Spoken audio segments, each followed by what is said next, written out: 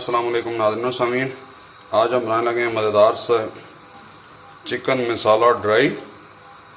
उसके लिए सबसे पहले आप गोश्त के हिसाब से ऑयल ले लें। मैंने ये 100 ग्राम ऑयल ले लिया। इसके अंदर डालूँगा 1 केजी गोश्त।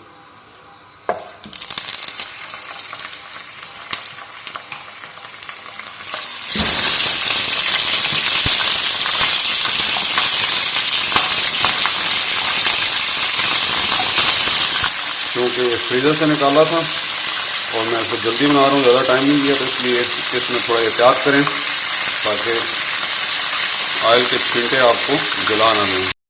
साथ में शामिल करेंगे 1 टीस्पून साल्ट। आप अच्छे जायका कम या ज़्यादा कर सकते हैं। हमेशा कोई भी गोश्त हो उसको फ्राई करते वक्त उसके अंदर नमक ऐड कर दें तो उसके टेस्ट जो है ना वो बहुत ही ज़बरदस्त हो जाता है, क्योंकि नमक से इसके अंदर मौजूद जो पानी होता है वो मुकम्मल तौर पर बाहर निकल जाता है और इसका फ्लेवर भी जो है ना वो गोश्त के अंदर रच बस जाता है।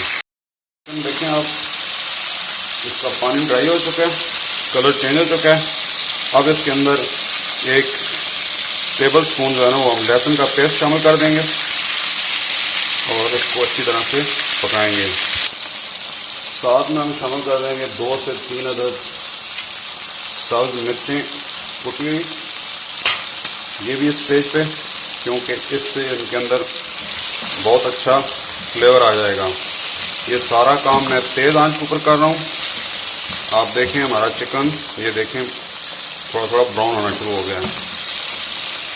बस इसको 1 मिनट हम इसके ऊपर और पकाएंगे। ये हमारा अच्छी तरह से चिकन फ्राई हो गया जी। अभी इसके अंदर हम डाल देंगे 5 से 6 अदद टमाटर छिलका उतारे हुए।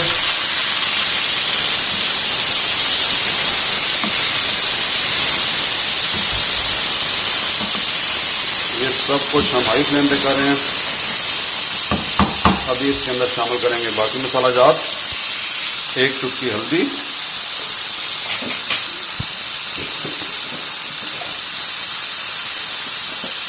इसके बाद जाएगा सुरख मिर्च पाउडर 1 टीस्पून। आप इसमें जायका कम या ज़्यादा कर सकते हैं।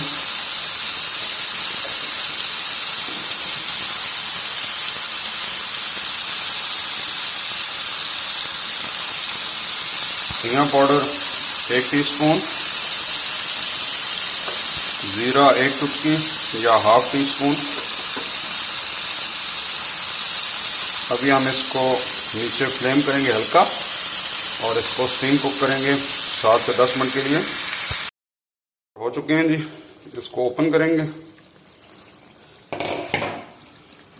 साथ में शामिल करेंगे ½ टीस्पून काली मिर्च पाउडर। नीचे फ्लेम कर देंगे तेज़ और साथ में मेथी आप इस पर जायका, मैंने इसके अंदर ½ टीस्पून डाल दिए। अभी इसको हम करेंगे तेज़ आंच के ऊपर अच्छी तरह से फ्राई और ड्राई। चिकन मसाला फ्राई तैयार हो चुका है। इसके नीचे हमने फ्लेम कर दिया बंद। अभी हम इसको गार्निश कर लेंगे। ये हमारी बेहतरीन सी चिकन मसाला फ्राई तैयार है। आप भी इस रेसिपी को ज़रूर ट्राई कीजिए। पसंद आया तो दोस्तों रिश्तेदारों से शेयर कीजिए। नेक्स्ट टाइम मिलते हैं किसी नई रेसिपी के साथ। तब तक के लिए अल्लाह हाफ़िज़। अस्सलाम वालेकुम व रहमतुल्लाह।